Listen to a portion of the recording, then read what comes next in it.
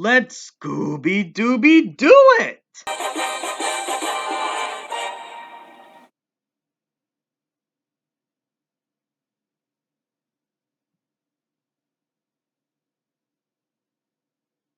The movie begins with an origin story about how Scooby and Shaggy first met as friends and later made more friends that helped them form an iconic company known as Mystery Incorporated.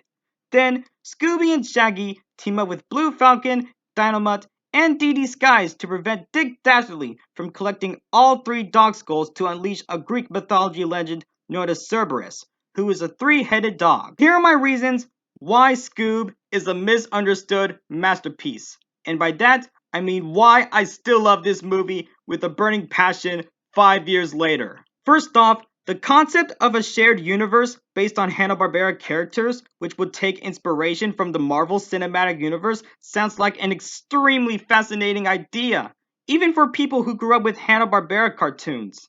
There are so many things you can imagine from a potential Hanna-Barbera Cinematic Universe, like a new Flintstones movie, a new Jetsons movie, a new Wacky Races movie, a better Banana Splits movie, and many more! Even when Scoob does not have a perfectly well-executed setup for a cinematic universe, you can still be optimistic about the idea and more animated movies based on Hanna-Barbera IPs. Second, the story is heartwarming and whimsically entertaining. I truly appreciate Scooby and Shaggy's wholesome origin story in the first 10 to 15 minutes of the movie, and I also admire the entertaining story where Scooby and Shaggy encounter Blue Falcon and Dynamite to help them out with the search for the three missing skulls before their enemy Dick Dastardly seeks them first. Yes, the story is a find the MacGuffin type of story, but it's the type of story that I don't mind when it's done right. Third, the animation is fantastic. Each Hanna-Barbera character in this movie is translated beautifully well in computer graphics. The Mystery Gang, Blue Falcon, Dynamite, as well as Dick Dastardly and Captain Caveman are all instances of this. I have got to give the animators massive props for modernizing several aspects of the characters while retaining the legacy of these Hanna-Barbera characters. 4. Speaking of the legacy of Hanna-Barbera, there are a crap ton of Hanna-Barbera Easter eggs and homages every single minute. The Easter eggs and homages throughout this movie are not just related to Scooby-Doo, but also related to other Hanna-Barbera projects that deserve the equal attention as Scooby-Doo. Instances include Squiddly Diddly, the Flintstones, Magilla Gorilla, Wacky Races, the Banana Splits, and the list goes on. There's a good video by Scooby Addicts about the Easter eggs that are hidden in Scoob, so I might need to add a link to the video in my description. 5. Just like the characters from the original shows that Hanna-Barbera has put out back in the old days, the characters are fun, likable, and memorable. I love how some characters get their own unique character developments and interesting dynamics, like Blue Falcon and the friendship dynamic between Scooby and Shaggy. 6. The voice acting can range from being passable to being pretty great.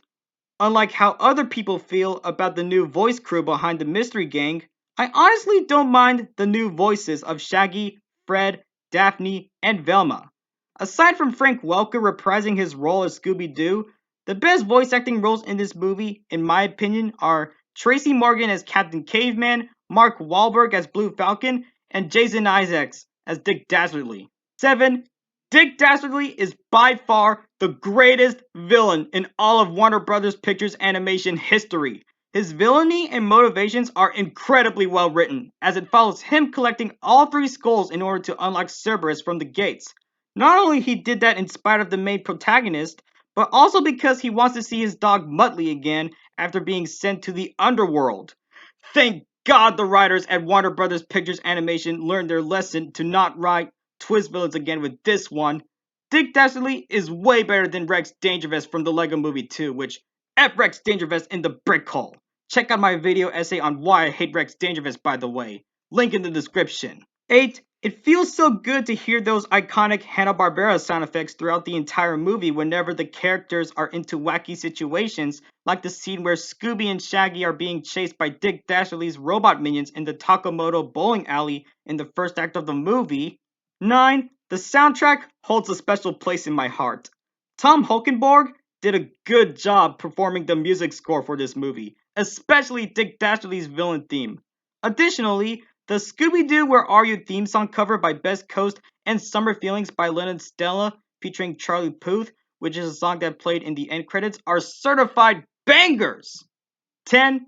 Last but not least, this mind-blowing quote by Dick Dastardly himself. My friends call me Dick.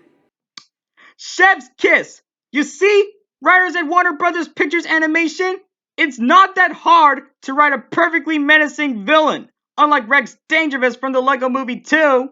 Now, before I wrap up my review on this movie, I only have a few nitpicks. Not criticisms, just nitpicks.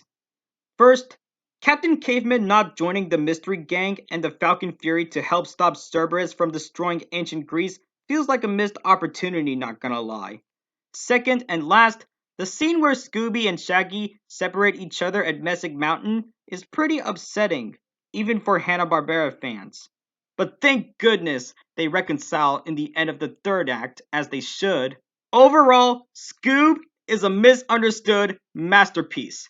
What people fail to understand about the hidden beauty of this movie is that it's not just about Scooby-Doo, but rather about recognizing other Hanna-Barbera characters that deserves the spotlight. Seriously, no offense, but have they been doing research about this movie or seen the marketing before it came out?